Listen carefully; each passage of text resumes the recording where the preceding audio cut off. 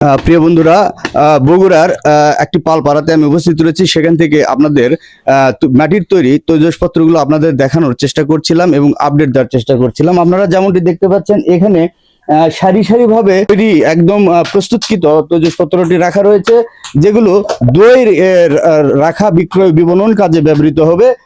এমনটি আমরা এই দই রাখার পাত্রটি, যেখানে শিল্পীরা তাদের নিজ হাতে ছোঁয়া দিয়ে তৈরি করছেন, আমরা সেটি দেখব এবং আপনাদের সঙ্গে সেটি তুলে ধরার চেষ্টা করব। দিদি ভাই, কেমন রয়েছেন? ভালো। আচ্ছা, আপনি কি বানাচ্ছিলেন? সরা। আচ্ছা, সরা। এই সরাগুলো আপনি কতদিন বানাচ্ছিলেন? হবি তো আগে থেকে বানাচ্ছি, বুঝছেন, কিন্তু সরা বানাই না, অন্যদিন জিনিস বানাচ্ছেন? হ্যাঁ, ছোটকাল থেকে আপনি এটি বানিয়ে আসতেছিলেন? কিন্তু এটি সরা বানাচ্ছি 2-3 বছর হলে, আর আগের থেকে অন্য জিনিস পাতি।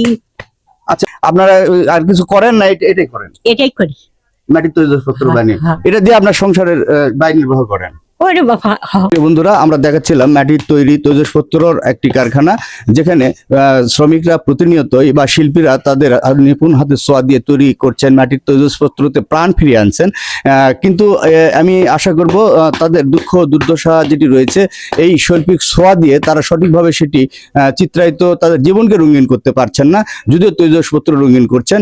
আমি যথাযথ কর্তৃপক্ষের কাছে আহ্বান জানাচ্ছি, এ ধরনের শিল্পীদের যথাযথ উদ্যোগ নিয়ে তাদের সঠিক প্রশিক্ষণের মাধ্যমে আরো তাদের বিকাশ করার আমি আশাবাদ ব্যক্ত করছি।